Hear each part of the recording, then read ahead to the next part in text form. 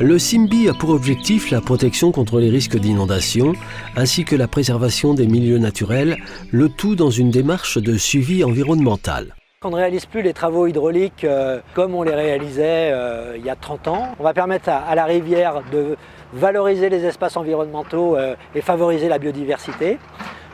Donc effectivement, nous, c'est notre conception de l'aménagement de rivière. Et tout commence par un état des lieux qui a permis de définir les objectifs environnementaux. À cet effet, plusieurs mesures ont été mises en place pour les respecter. L'emprise des travaux a été limitée afin d'interdire le déboisement, le remblaiement ou la circulation autour des zones d'espèces protégées. Les phases chantier ont été planifiées pour limiter l'impact sur les milieux naturels et sur les espèces. Coupe d'arbres en hiver.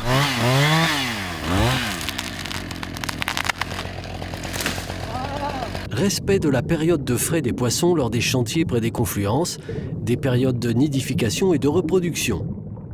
Respect des périodes de repos végétatif pour les plantations.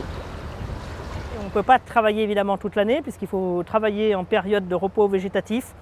Donc en général c'est entre le mois d'octobre et le mois de fin mars, début avril.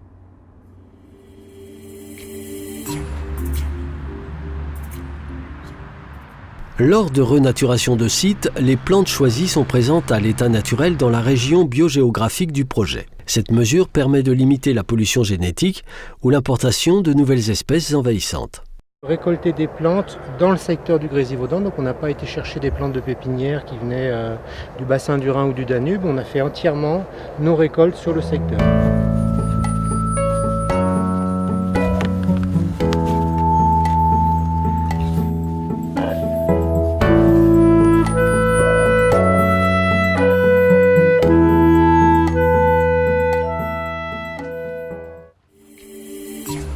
C'est normal, il y a des rhizomes qui passent au travers des mailles du système et que ces rhizomes-là, on les retrouve dans les terrassements à différents endroits. Chaque entreprise intervenant sur le projet a été formée par des assistants à maître d'ouvrage avec la mise à disposition de fiches et des sessions de formation, comme pour l'arrachage d'espèces invasives. Le problème, c'est d'isoler la base sans couper trop rapidement à la main la racine.